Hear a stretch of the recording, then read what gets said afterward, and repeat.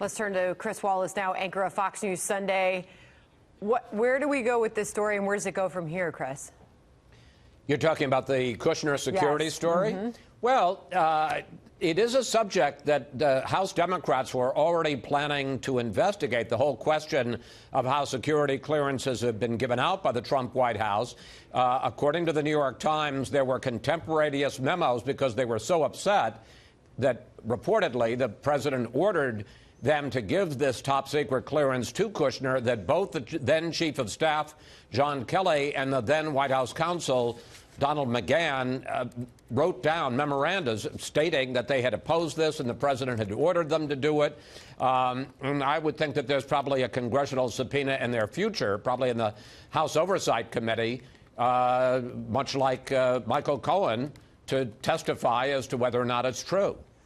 We just spoke to Kellyanne Conway, getting fresh White House reaction. She was at CPAC. Little hard to hear, but we wanted to get fresh White House reaction to this story this morning. Here's how she responded, Chris.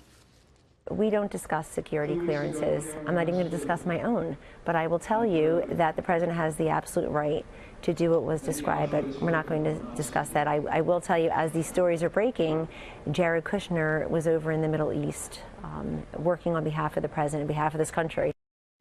Of course, the left is quick to point out, or any critics of this administration, that we have heard the president's daughter, Ivanka Trump, comment on her husband's security clearance, saying that the president was not involved, and the president himself has said he wasn't involved. So they commented in the past on this. Now the White House response is that there is no response. I would have to call what Kellyanne Conway said there a classic non-denial denial. When she says we don't talk about this, as you point out quite rightly, Sandra, they have talked about it in the past.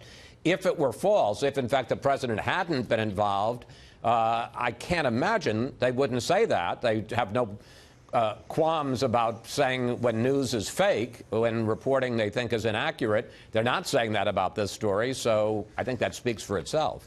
Meanwhile, moving on to North Korea and the words of the president when there, saying that he takes Kim Jong-un at his word over not knowing at the time about the treatment of Otto Warmbier. We also asked Kellyanne Conway about the latest statement from the family. She responded after just talking to the president with this.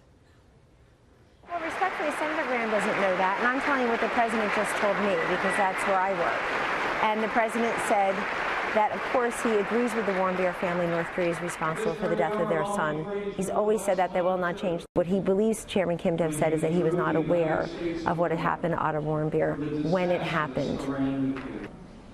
I'm relaying to you what Chairman... The White House sticking by the president's words, that he's taken Kim Jong-un at his word, that he didn't know at the time, but does indeed hold North Korea responsible for Otto Warmbier's death.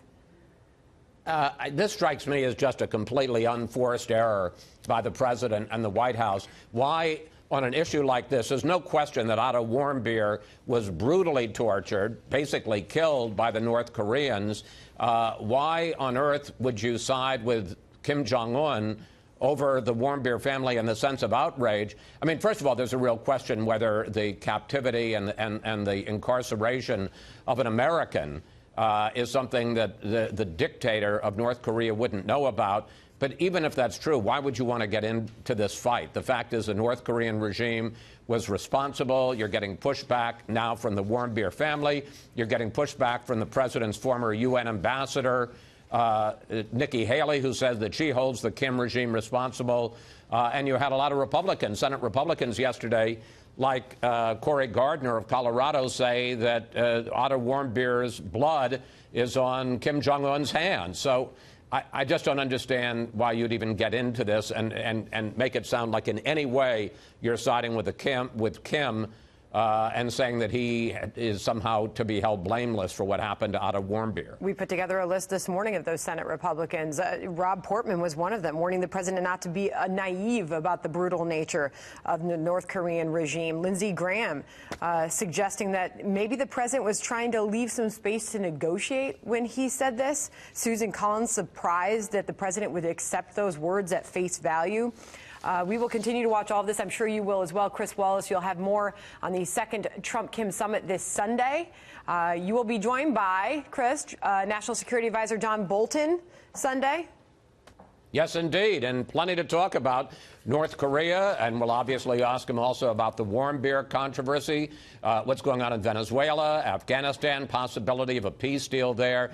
Lots to talk about with the National Security Advisor. He was on the ground in North Korea. Now, the big question is, despite, the issue as to the terms of how it broke down, where do we go from here? Are negotiations basically over, or is there possibility of future progress? Because at this point, Kim Jong-un has his entire nuclear arsenal, no testing, but he has kept the arsenal that the president was so upset about, with no sign that he's going to give it up. We'll be watching it all this weekend. Fox News Sunday. Chris Wallace, thank you. You bet, Sandra.